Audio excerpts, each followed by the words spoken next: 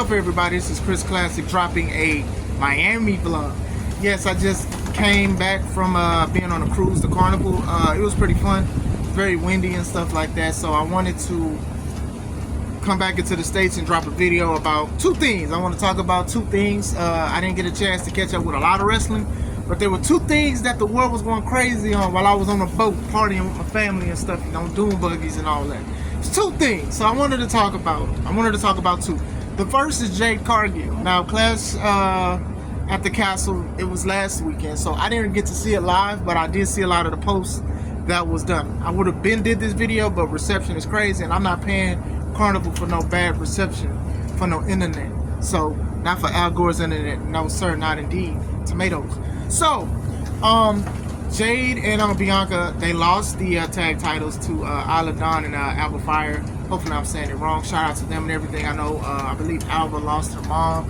Very tough time, and then to win something in her hometown, you know, and you know, just losing your mom is very emotional. So I will say that. But a lot of people were very critical on Jade Cargill because she did some botches. And I wanted to talk about this. Botches happen in wrestling. There's not an end point of when they stop. Some of the vets in the game, some of the most popular wrestlers, greatest wrestlers of all time, have botched. They've forgotten spots. They've done crazy things. And Jade is nothing short of that stuff happening to her. With Jade, though, I do think that Jade had a whole bunch of burdens on her shoulders already that people put on that she didn't carry, because a lot of people was already talking mess about her even when she was in AEW. So a lot of people was harping on her to mess up the way she did. Now, with that being said, I'm not going to sit here and try to give an excuse to why stuff happened, because botches do happen, and it's not the worst thing in the world. Two takeaways was the springboard that she tried to do and she failed, and then when she was getting choked out by Shayna Baszler, it looked like she was tapping. I don't know if it was some kind of code or something, but it clearly looked like a tap. Now, the problem with that is it looks like a tap, and if you are a referee, you have to call things down the line. So it made the referee did look bad. Now, I'm not going to sit here and say she's the worst thing and about time she botched. Nah, because I'm not this toxic. You don't have to be a fan of Jade. You don't have to be a fan of anybody or whatever like that. But what I don't do is I don't try to harp on people messing up, because that mess up could hurt somebody and hurt themselves. Now, what I will say about the springboard is I don't think she needs to do it. I know she's a little bit taller than Bianca, but Bianca is agile with all that muscle and stuff like that. I think that Jade can do some things. I don't think she needs to do the springboard personally. I know she wants to spread out her moveset and do things different and everything like that, but you can be slightly different. You know, even with Zoe Starks and Shayna. Shayna is the powerhouse and the muscle manipulator, and Zoe is the high flyer and stuff like that, and she does crazy things. With B and Jade, they are very strong, and they both are agile, and you can be agile without doing that. You know, they can have somebody my size, even twice my size, could probably do flip stuff, but it's how you carry it and how you work it. With the springboard, I don't think she needs to do it. Maybe at special moments, and this was a PLE, so I can kind of see that, but still, those kind of things happen. With the tap out thing, just got to be careful with these kind of things, because you can compromise a match and a referee's integrity.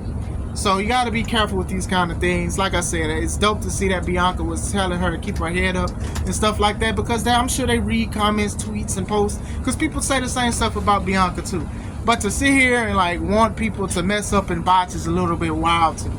And I'm not even going to sit here and be like, oh, well, AEW didn't do this and AEW didn't do that. She's been in WWE for a long time. So, you know, I criticize a lot of other people, and she's not short of it. I still love Jade. I still love Bianca and stuff like that. Like I said, it's make or breaks. You got to go with the ups and the downs when it comes with wrestling. I wish I could sit here and say I've never messed up or anything like that. I've messed my leg up doing something that I shouldn't have been doing. So trust me, I definitely know what it's like. But to want her to just mess up to try to prove a point, and if this is her mess up after only debuting in January, 6 months, okay, big deal, big whoop. It's not the worst thing in the world. I mean, if we want to go there, let's talk about 4 of the greatest wrestlers of all time in a tag match, and it wasn't that great. We're talking about Shawn Michaels and Triple H, DX going against the Brothers of Destruction, Kane and The Undertaker, who's the greatest of all time to me.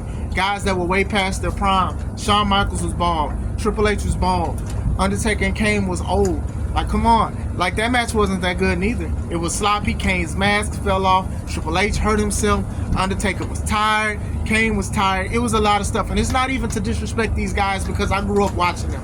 But that's what I'm just saying. It doesn't matter how old you are, how respected you are, or what moves that you can do. These kind of things happen. So I don't think that... I think people need to ease up, but that's people's choice if they want to ease up or not.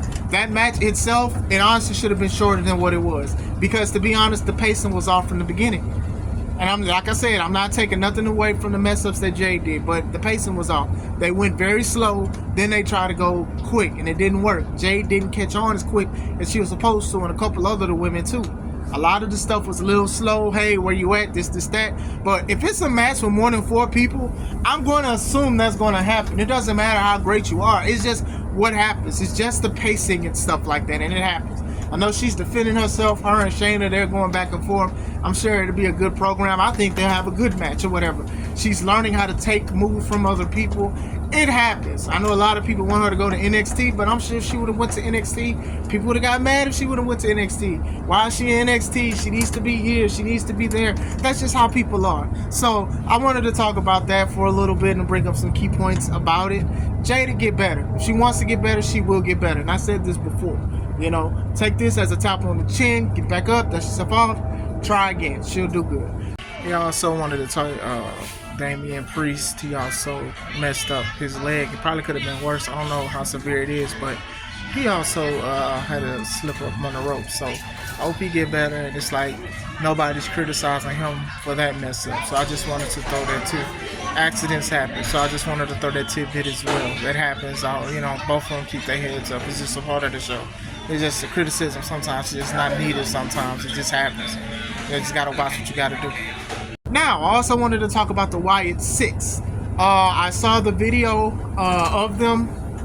I saw them beating up people. Well, I saw the aftermath, like everybody else. I saw Sister Abigail. I don't know all these people's names. I'm sorry, it's too many of them. Saw Uncle Howdy. We seen people getting blood on the wall because they got their heads smashed in. You saw Gable. You saw apparently Strowman. I didn't see Strowman.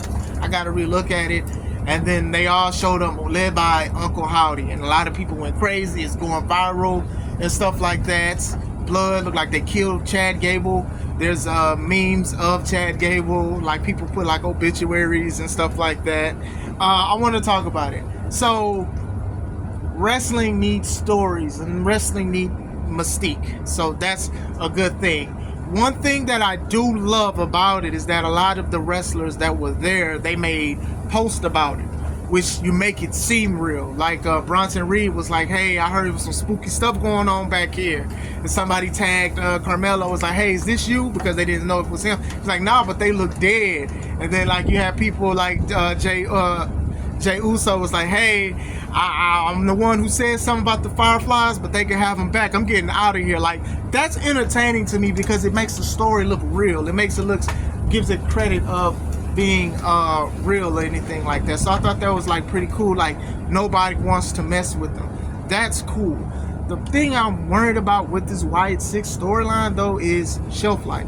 How long will this kind of story happen? Like, how long will the crowd, will the fans be into it and stuff like that? Like, a lot of people love Bray Wyatt and they miss him with his untimely passing last year and stuff like that. And a lot of people have been doing fan art and putting people together. And for the most part, a lot of people have been right on who should be in it, and they're in the Wyatt 6 now. But it's a shelf life because you can't keep having these guys bludgeoning people and stuff like that because, you know, Chad Gable is not really dead, but they're implying that with him bleeding and blood against the wall and stuff like that. Like, they're implying that kind of stuff. So how long can that go? Like, what are you going to do with that? Like, you can't keep having that. Like, the key to this to be successful for a long time, because I'm sure they're merch sellers now, less is more.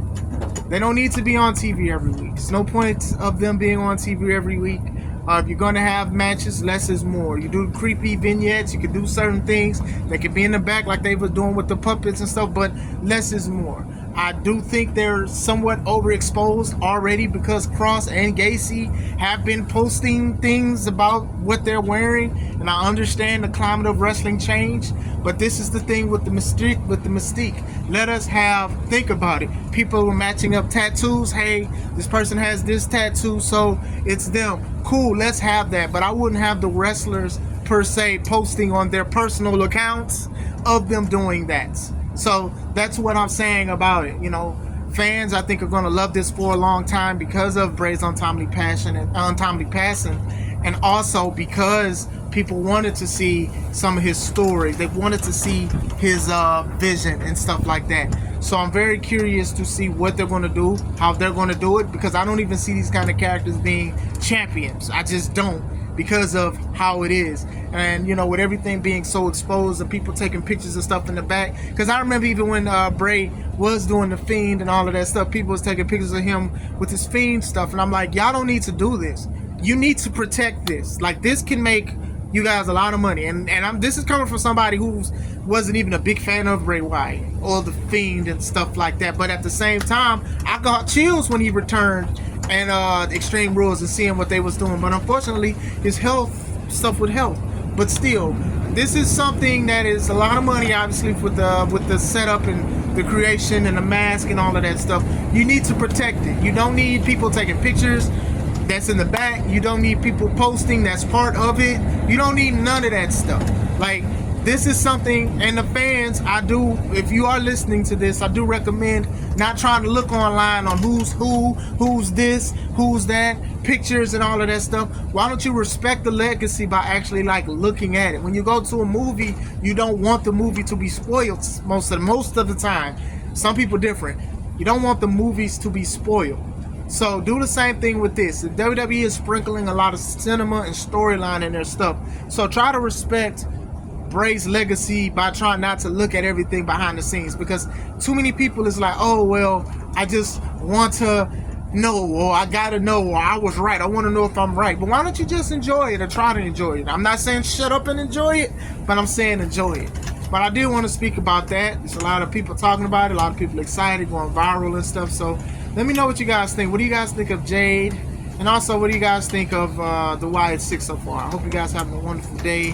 This is Chris Classic. I'll be home tomorrow. I got a show June 22nd this weekend called Cage. I'm going against Perfection for the Now That's Wrestling Championship. Also, July 6th, get ready for C3 Ultimate Wrestling presents Red Fight and Blues. Like I said, going with my company, fighting for it and everything like that, but it's still going to be there. Tickets are still on sale on Eventbrite, $5 off. I hope you guys having a wonderful day. This is Chris Classic. Let's take it home.